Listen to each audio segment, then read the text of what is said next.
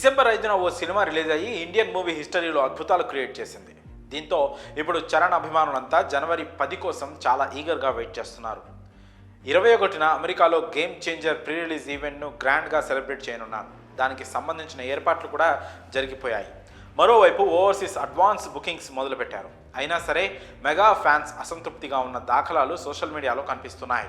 కారణం, ఆశించిన స్థాయిలో బజ్ ఇంకా పెరగలేదని వాళ్ళ ఫీలింగ్. వచ్చిన 3 పాటల్లో 2 చార్ట్ బస్టర్స్ అయినప్పటికీ మరీ రంగస్థలం త్రిబుల్ రేంజ్లో వెళ్ళలేదనేది ఒక వెర్షన్. పుష్ప 2 ది రూల్ తర్వాత వస్తున్న పాన్ ఇండియా మూవీ గేమ్ చేంజరే. దాని రికార్డులు బద్దలు కొట్టినా కొట్టకపోయినా కనీసం ఓ 500-600 దాటితే తప్ప చరణ్ సినిమా బ్లాక్ బస్టర్ అనిపించుకోలేదు. ఇది జరగాలంటే భారీ ఓపెనింగ్స్ కళ్ళ చూడాలి. అంటే ఎక్కడ చూసినా దీని టాపిక్కే మాట్లాడుకునేలా చేయాలి. పబ్లిసిటీ హోరెత్తిపోవాలి. వెంకటేష్ సంక్రాంతికి వస్తున్నాంలో గోదావరి గట్టు మీద పాట, రావిపుడి చేస్తున్న స్పూప్స్ ప్రమోషన్లు త్వరగా ఆడియన్స్కి రీచ్ అవుతున్నాయి. కానీ గేమ్ చేంజర్ నుంచి మాత్రం ఇలాంటివి ఇంకా రాలేదు. గేమ్ చేంజర్ నుంచి సాలిడ్గా వచ్చింది టీజర్ మాత్రమే.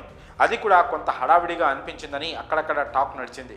ఇక యుఎస్ బుకింగ్స్ కూడా ఏమో వేగంగా లేవు. ఇంకా చాలా స్క్రీన్లు జోడించాల్సి ఉంది. ప్రీమియం థియేటర్ల కోసం ఎన్ఆర్ఐ ఫ్యాన్స్ ఎదురు చూస్తున్నారు. ప్రస్తుతానికి నెంబర్లు పర్వాలేదు, కానీ ఆహా ఓహో అనిపించే స్థాయిలో అయితే లేవు. ఇంకా చాలా పెరగాలి. 21 విడుదల కాబోతున్న డోప్ సాంగ్ గురించి తమను రేంజ్లో ఊరిస్తున్నాడు.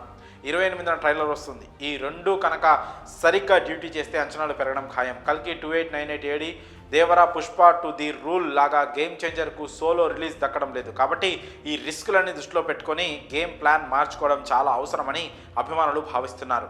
ఇక మేకర్స్ ఎలాంటి ప్లాన్స్ చేస్తారో చూడాలి. మరి ఈ విషయంలో మీ అభిప్రాయాలను కామెంట్స్ రూపంలో తెలియజేయండి.